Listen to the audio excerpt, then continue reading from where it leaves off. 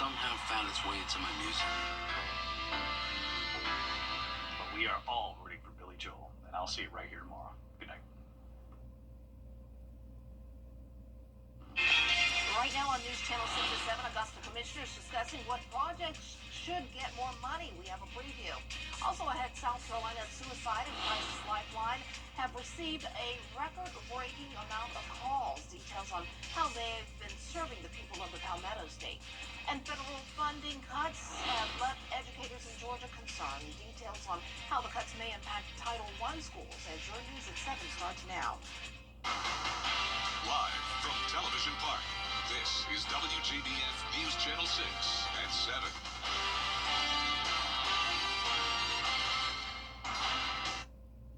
Good evening, everyone. I'm Dee Griffin. Thanks so much for joining us. We'll have those top stories in just a moment. But first, let's take a look at our weather right now. And Chief Meteorologist Jenna Petracci joins us. And a lot of red popping up over there, just like your dress. Oh yeah, Dee. Always got to wear the red dresses on severe weather days. And just in time for that, we do have a severe thunderstorm warning to tell you about, and that's in Screven County. So this is just for a small portion of Screven County.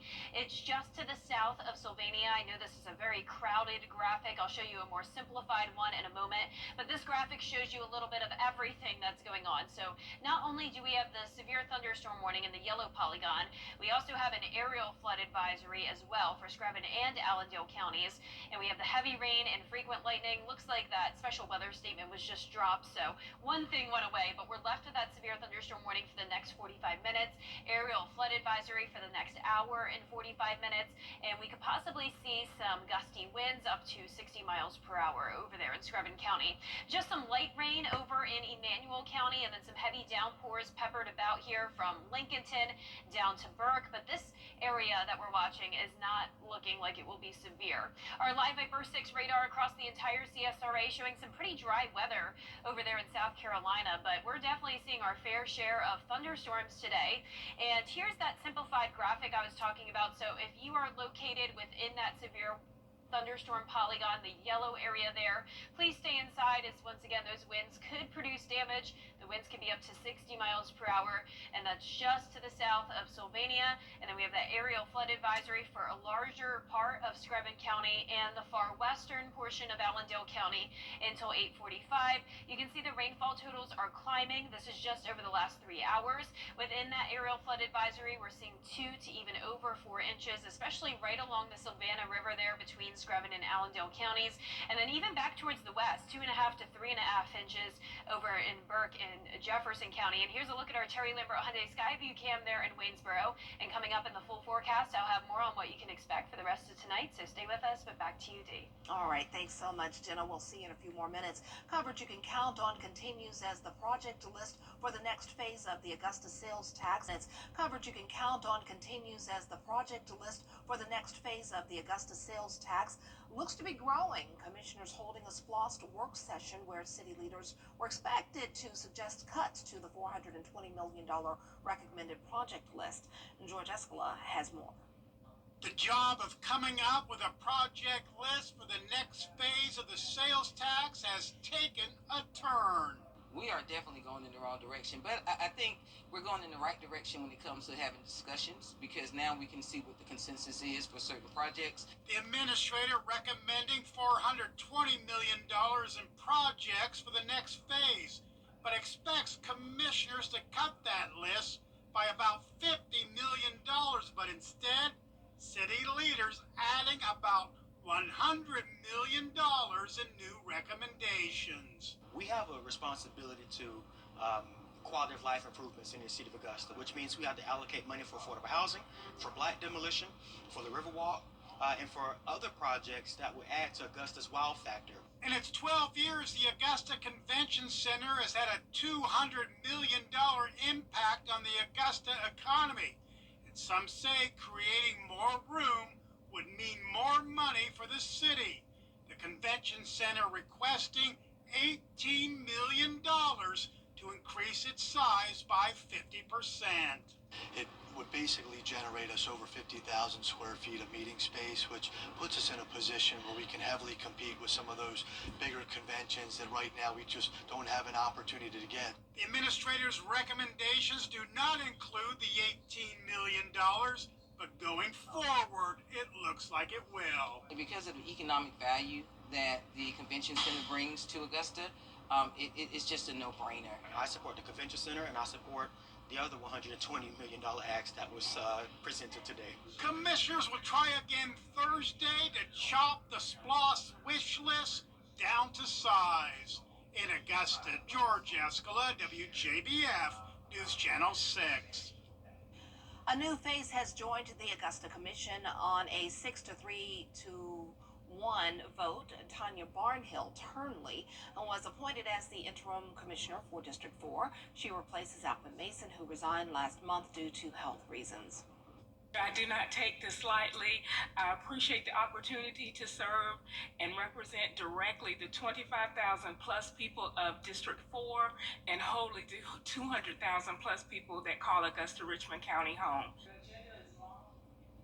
Turnley's commission appointment leaves a hole on another board. She was Alvin Mason's appointment to the Charter Review Committee, so she will have to name her replacement.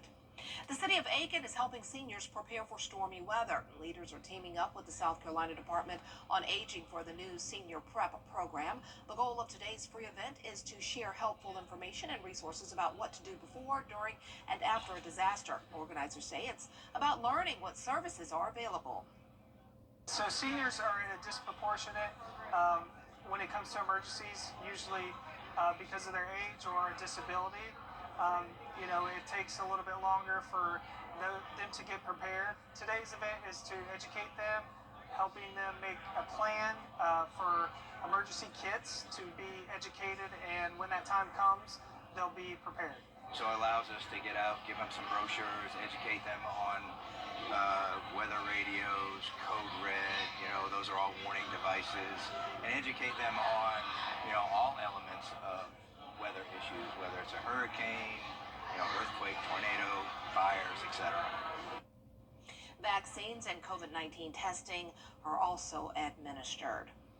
And this month marks 3 years since the National Suicide and Crisis Lifeline switched to the district. Well, coming up, a violent arrest caught on camera in Florida. Details after the break.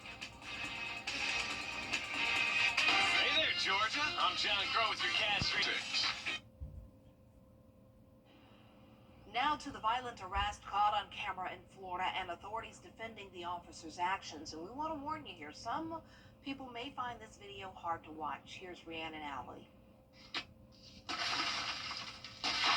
Exit the vehicle now! Exit the vehicle!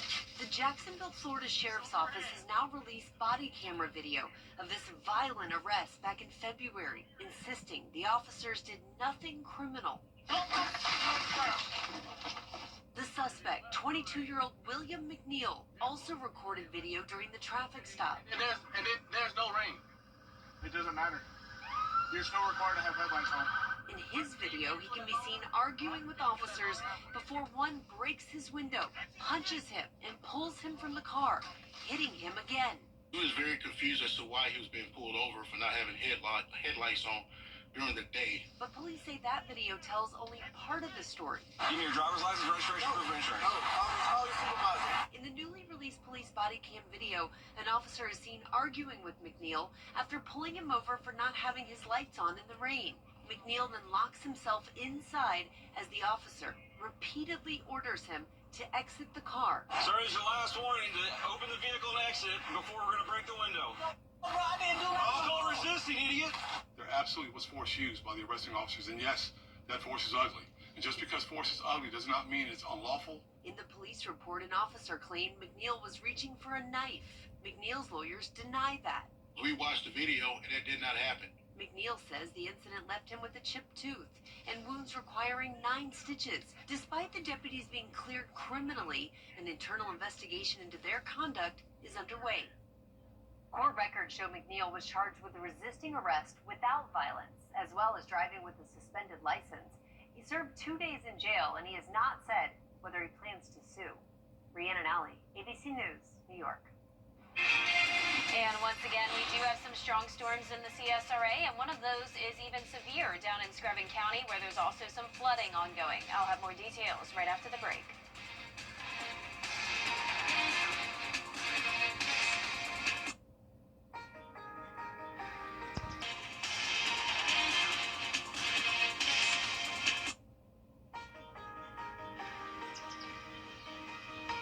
Every conversation is a connection. We're here to keep you in the moment. From morning walks to community events, we're here to keep you involved. Life's best moments should be heard, and we're here to make sure you don't miss a thing. Hearing Associates of South Carolina. We're here for North Augusta. I was walking home. A car knocked me down and ran over my foot. She jumped in the car and drove off, and I was just left there. I was worried about everything. I called Austin Jackson. The firm came literally to my rescue, and I'm so grateful. I was told, we don't want you to worry about this. We have this for you. Austin Jackson is Augusta Scott. I'm married, and I'm an actual client of Austin Jackson. ET takes you where no one else.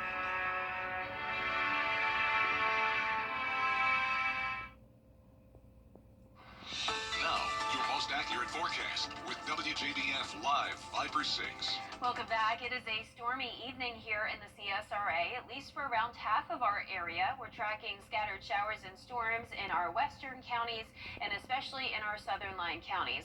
South Carolina is looking pretty good, though. We're not really seeing a whole lot of rain there. But let's go down to Screven County, where there's a severe thunderstorm warning in effect until 7:45 this evening. That's for the possibility of 60-mile-per-hour wind gusts. On top of this, torrential rain and frequent lightning. Over towards the west, Emmanuel County, you have some heavy rain here and there. It's just light shower activity over Swedesboro, and then up towards the north. We have some spotty activity, heavy downpours with a couple lightning strikes around Thompson and over towards Crawfordville. So we'll be keeping a close eye on those as well, but no watches or warnings over there. We do have just these two weather alerts at the moment, a severe thunderstorm warning once again for Screven County, and even a very small portion of Jenkins County. That goes until 7:45, and then once again that aerial flood advisory until 8:45 for a larger portion of Screven County, including Sylvania, and it includes the Savannah River into Allendale County. So we do have a lot of rain, especially around the Savannah River, where there's now up to around 4.5 inches. Notice this yellow color here, that's indicating around 2.5 to 4.5 inches of rain. Our Terry Lambert Hyundai Skyview cam looking pretty good, though, here in Augusta. We do have the cloud cover, but no rain in sight. It's a breezy day, but the clouds and rain close by definitely cooled us off. We're now at 84. Dew points are still high in the mid-70s. That's making it feel like 91, and the southeast breeze is coming in at 9 miles per hour. We do still have some hot spots. We're up to 94 in Lincolnton, 93 in Edgefield. I know you are desperately wanting some rain to bring you that heat relief. Notice the heat index is up to the triple digits still, 104 as your feels like temperature in Lincolnton and Edgefield. It's this stalled frontal boundary with an area of low pressure that's bringing us the rain and storm chances today. We're going to continue to watch that all the way through Friday. But here's a look at your futurecast for tonight. Northern counties and our western and southern line counties will see the rain and storms, still very scattered in nature. It's looking pretty dry, though, in places like Columbia, Edgefield, Saluda County. I'm going to be watching around Clarksville Lake over towards Wilkes County late tonight around 10, 11 o'clock. But at that point, it really looks like our severe weather threat will start to diminish. These are the counties that could really use some rain, though. There's still a dry area here. This is our farmers forecast showing that first phase of drought. Now, tomorrow's rain chance is at 40%. It's possible that some of these counties could get some rain, but you'll see in our futurecast in a moment that it's really going to be those southwestern counties that have a higher chance of rain tomorrow. We're going to see some drier and cooler air move in with a northeast wind. Notice dew points falling to the low 60s on Wednesday afternoon. So a lower rain chance for some of the area. You can see on our futurecast tomorrow morning, we're starting out dry with that northeast breeze and some cloud cover. There goes the stalled front in the low pressure area impacting the Gulf Coast. Then this stalled front starts to move back up towards the north on Thursday. That'll increase our moisture, and that's why we'll have a slightly higher chance of rain on Thursday. Then on Friday, as that low pressure system exits, we start to dry out for good. Now back to school tomorrow for Edgefield County. Here's a look at your forecast. Low 70s and dry in the morning, upper 80s in the afternoon. And speaking of going back to school, I want to give a special shout out to our weather kid of the week. That is Edie from Martinez. She's 7 years old and going into the second grade this year. She came by yesterday with her mom Vivian, and it was so much fun to give her a tour of the studio and teach her what it's like to be a meteorologist. Now our low temperatures for tonight will be in the low to mid 70s. Highs tomorrow are going to be in the low 90s. Some of us even in the upper 80s. So we're getting a little bit of a cool down. Low 90s on Thursday as well. Then we're heating back up as this ridge of high pressure takes back over the weekend.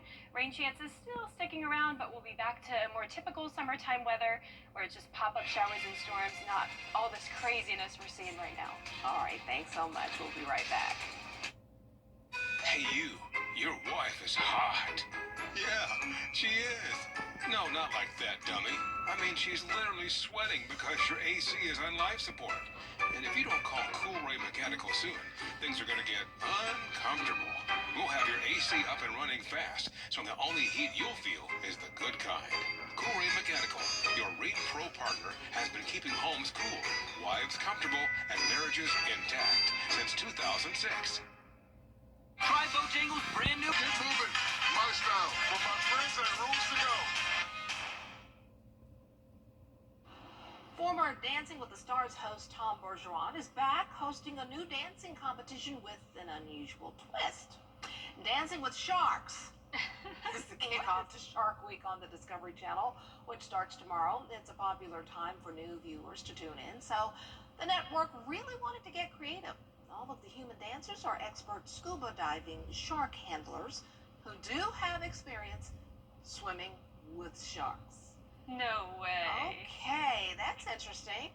Something I would never do, but I would love to watch I that. would watch, definitely. Wow. Wow. Well, we're watching the weather as well. I am watching those storms down in Screven and Allendale counties in particular, but we will continue to have that chance of some flooding, heavy rain and lightning through around 10 o'clock tonight. Then tomorrow, 40% chance of showers and storms. We're back to typical summertime weather. We'll take the low 90s, not too bad. Upper 90s this weekend, though, as the rain chances go down. And then, no surprise, it's going to be hot next week as well. All right, July is still here in full effect. In August, maybe even hotter. Oh, no, say it ain't so. Thanks so much. Well, that's our time for tonight. We'll see you again at 10. Entertainment Tonight is next. Have a great night.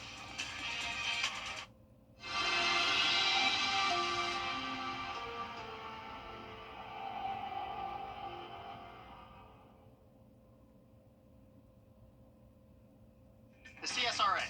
It's where we were born, where we live, where we work, where we're raising our families. It's our home. That's why the people of the CSRA count on us after an accident. Injured? Call me, the Augusta guy, 706-724-7224.